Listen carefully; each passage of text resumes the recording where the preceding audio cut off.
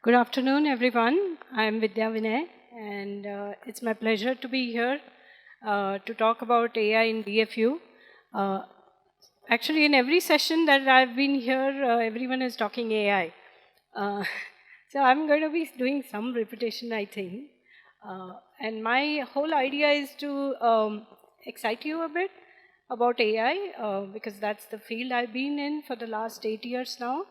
And I truly believe that AI can impact our life in many ways. And especially given the scale of the problem for DFU, I think it's vital that we look at the ways in which we can use AI. So I kept it short and I'll try to go through it quickly and we can take some questions afterwards. So these are the sort of the main areas where you can find AI being applied.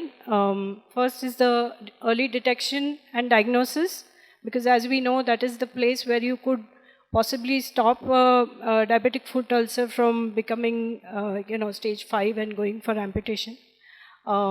Second is in wound assessment and monitoring. So when you are, you can take pictures or you can analyze those and use AI to find out, over a period of time, how the wound healing is occurring. So for that, again, you can possibly use AI. The third one is for the risk prediction. So if you have like a couple of parameters, you could then analyze those parameters to find how likely someone is, to get a diabetic foot ulcer, right? I guess some of you are aware of, the different parameters that are there. So if you have sufficient data, you could do a prediction based on that data.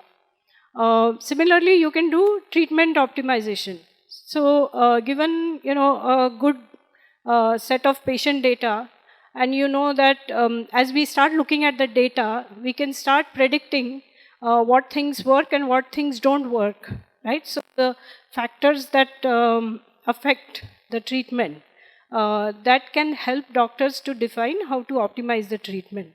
So here again, you could use AI to figure out, how the distributions are, and basically more of machine learning algorithms could be used.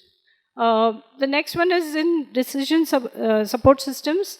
Again, this is more about, you have data about treatments, and then, so you could use all these parameters to decide. So it's a support system that the doctors could use to then decide the course of treatment, or, even offloading and other things that could be followed.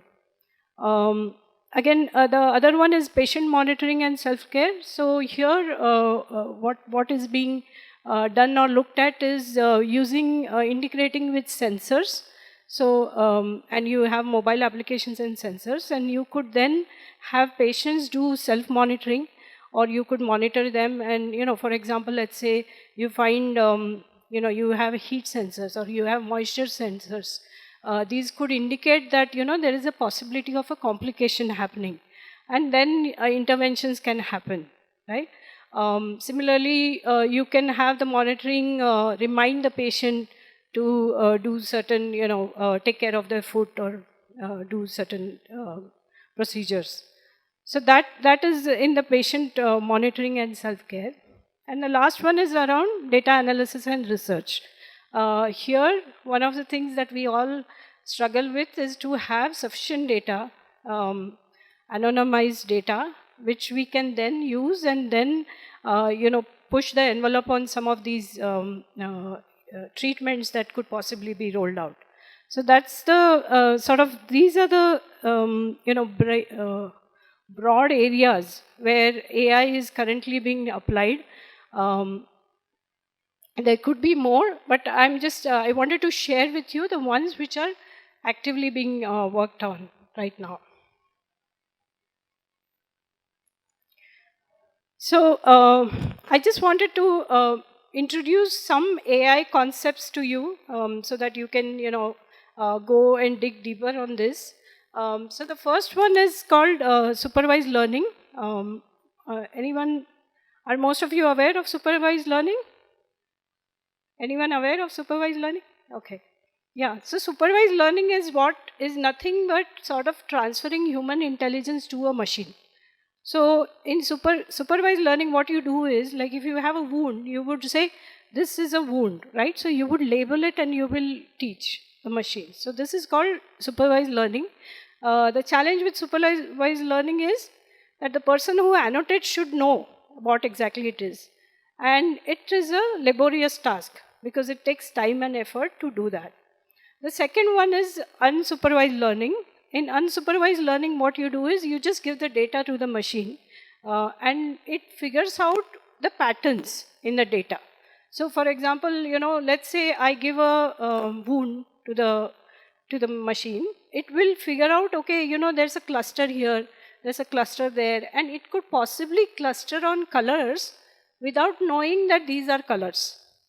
It can, figure out, okay, there is some statistical distribution here, and it will try to cluster based on that. So those are methods which are called as unsupervised learning. So these are like old methods, they've been there for a long time. But what is now interesting and new age kind of is the two new things that have come in. So the first is self-supervised learning. This is right now, one of the hottest things in AI.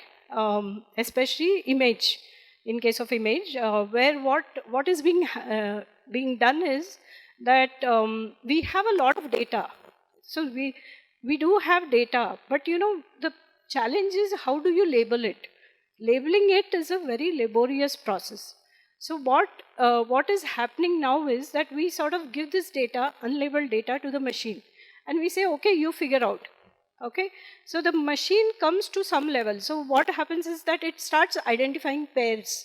Okay, there are some methods, like there's one method which is called contrastive method, where what it will do is it will say, okay, this is a wound and this is not a wound.